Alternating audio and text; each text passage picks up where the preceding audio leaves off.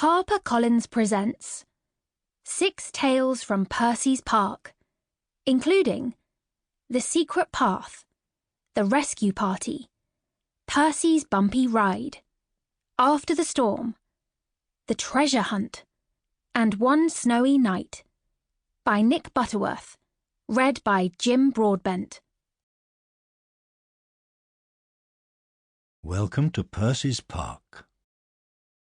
Percy the park keeper works hard looking after the park and his animal friends who live there. But Percy still likes to find time for some fun and games. And of course, in Percy's Park, there's always time for a story.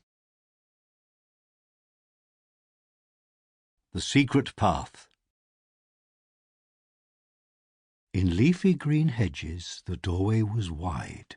You looked and you wondered, and then stepped inside. The puzzling pathways took you along.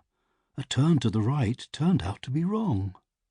But when all that seemed left turned out to be right, you entered the centre. A wonderful sight. But now comes the hard part, to find the right track, to retrace your steps, the secret path back. The maze is a trickster, of that there's no doubt. The maze let you in, but it won't let you out. "I know, it's a shame," said Percy the park keeper to his small friend. Percy had been looking after a young squirrel who had fallen out of a tree and hurt his arm. "And I bumped my nose on Thursday," went on the squirrel.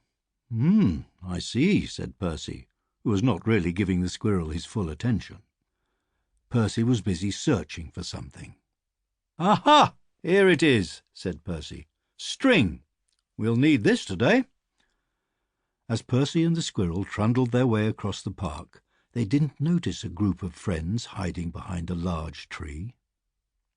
"I've been meaning to fix up the old maze for ages," said Percy. "The hedges are terribly overgrown." "Percy's going to work on the maze," said the fox. "Well, let's race him there and have some fun," said the badger, and he began to whisper excitedly. The others squeaked with delight as they listened. Only the hedgehog wasn't so sure. He found the maze rather confusing. "I don't think I'll come," he said. "I've got something to do." Percy parked his wheelbarrow by the entrance to the maze. "Aren't you worried about getting lost in the maze?" the squirrel asked. "That's why I need the string," said Percy. "I leave a trail of string from where I'm working back to the entrance of the maze. That way I can't get lost, you see?" The squirrel didn't really see because he wasn't really listening. "I'm not sure if I like spring or autumn the best," he said. At the back of the maze, a line of animals was disappearing one by one into the thick hedge. "We'll go right to the middle and wait for Percy," whispered the badger. "Then we'll jump out and give him a big surprise," giggled the rabbits. "Shh!" said the fox loudly, which set them all giggling again. Percy worked hard with his hedge clippers, and little by little the maze began to look much tidier. All the time Percy followed his string in and out of the maze. By now the surprise party had made its way to the centre of the maze, where there stood a stone bench. The bench had been carved to look like a lion. At first the animals waited eagerly for Percy to come. But Percy took longer than they expected. Soon they began to yawn. Then they fell asleep. Percy's hedge clippers clacked on and on, only stopping now and then when Percy went to dump a barrow-load of clippings. As Percy pushed his empty wheelbarrow back towards the maze, a hedgehog called to him. "Hello, Percy.